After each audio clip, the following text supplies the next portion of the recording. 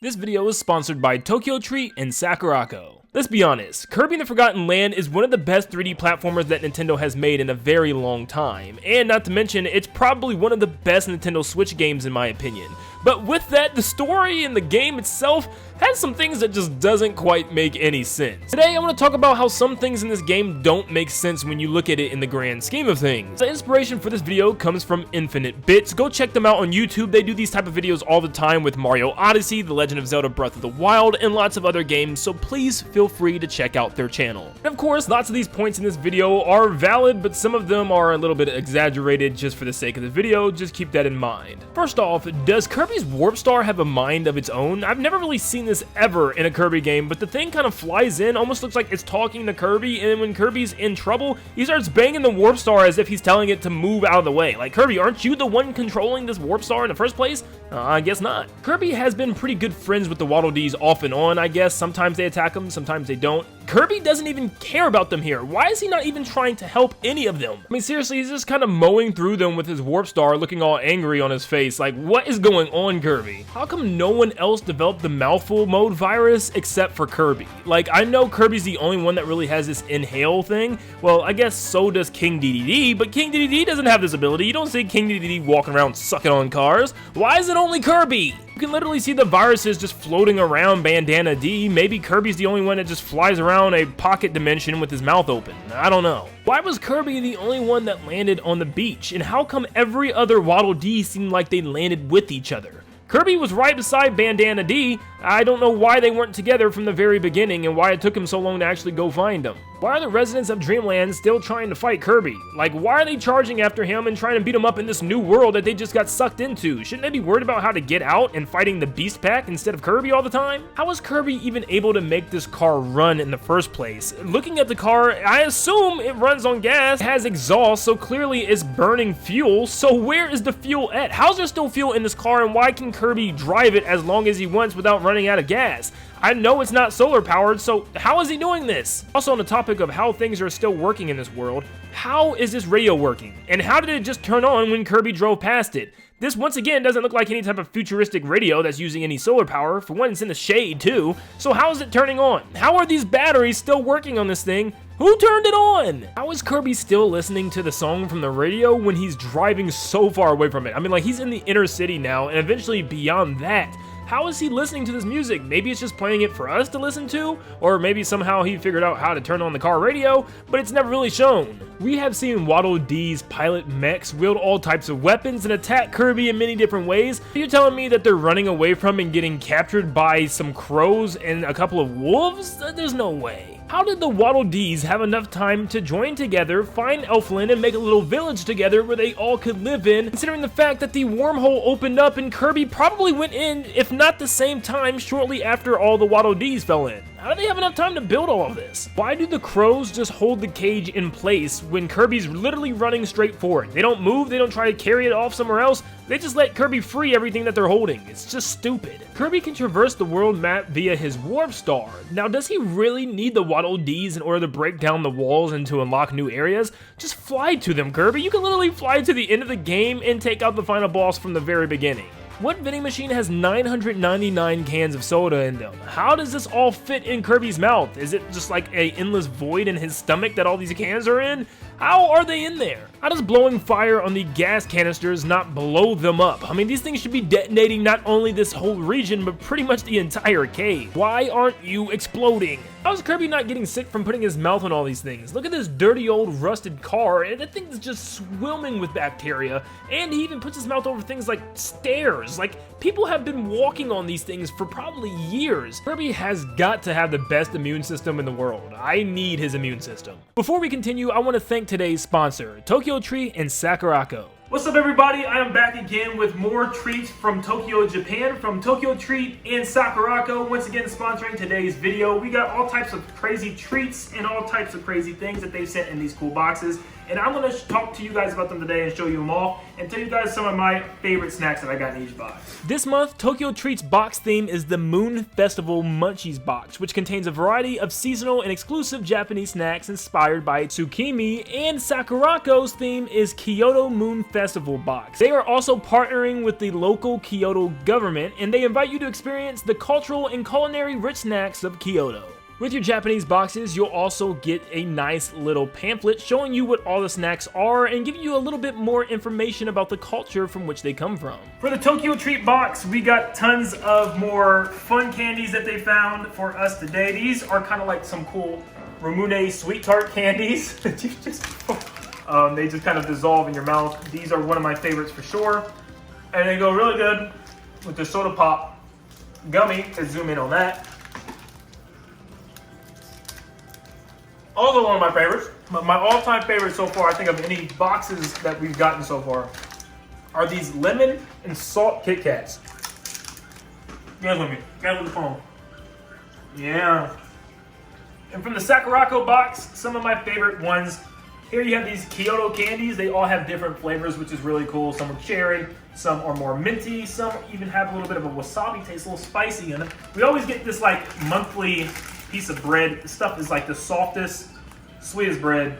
Some of the times it's like drizzled with chocolate or caramel. I like these. I got tons of animal cracker cookies in my cabinet. So these are kind of like that. Whole bunch of animal cracker cookies. And they're so good. They're not even like really cookies. They're kind of like biscuit breads covered in icing.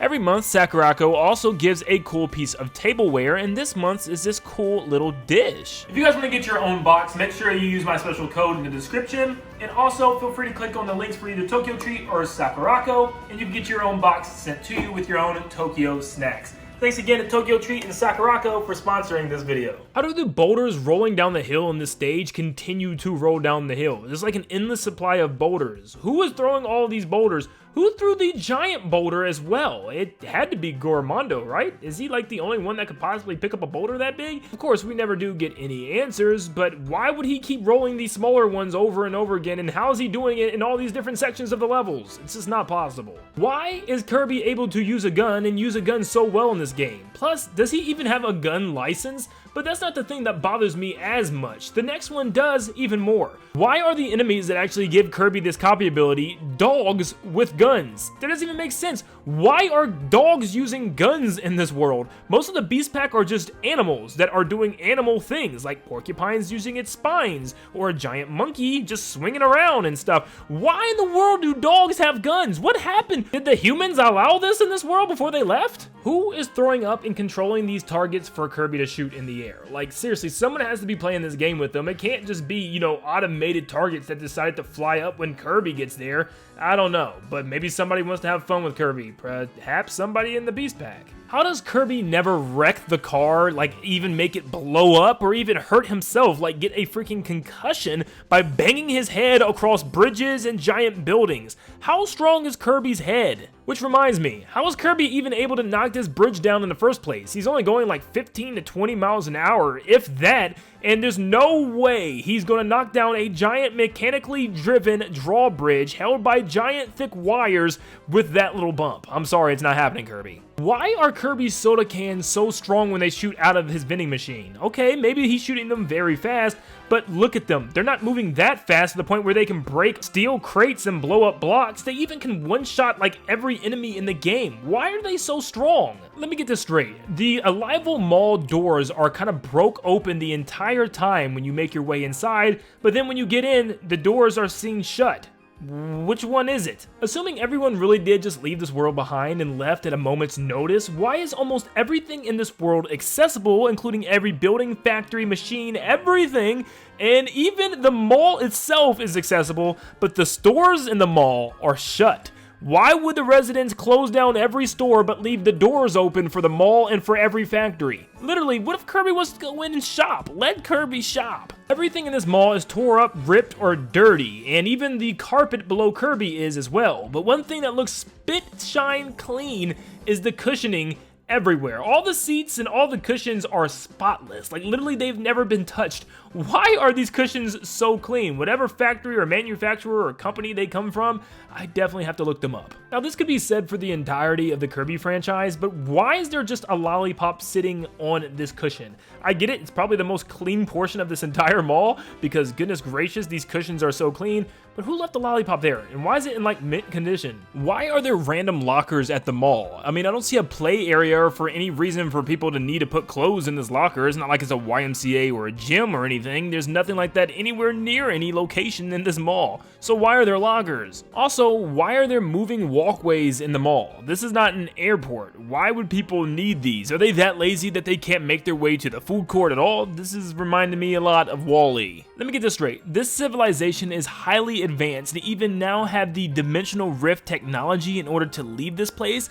but they didn't have computers that didn't look like they came out of the late 90s. Where did the Wolfies get the burgers, shakes, and fries from? They look perfect. They look so good. Like, where could they have found these? And I know they didn't make them, and I know after all these years, these things are not in perfect condition. They'd be all moldy and gross. Why are there so many Alival malls placed right beside each other? If it's the same company and it's the same style of mall, why do they keep putting them all around each other? Why isn't there just one giant mega mall? I mean, I think the one where you fight Goromondo is a different one, has a different layout, and it's in a different location in the main world. And there's another one eventually down in the desert area. So why are there so many of these malls? When Kirby goes by the bathrooms within the mall, he can actually hear flushing sounds. Why are there flushing sounds right when Kirby goes by? Is somebody getting nervous where they have to hurry up and flush before he comes in? Who's using the bathroom? Is it a Wolfies? Is it somebody else? Who's in there? All Kirby has to do to open up a Waddle Dee cage is to literally just touch it. So why won't he just touch it on Goromondo's neck and run away with the Waddle Dees and not even,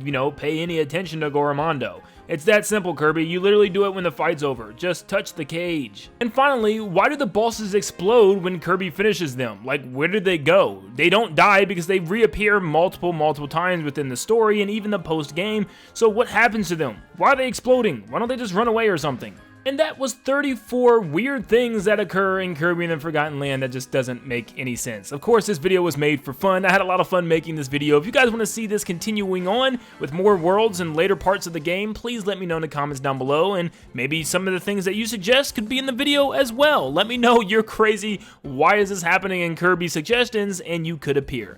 Thank you so much for tuning in, and like always, I will see you all on the next one. See you guys.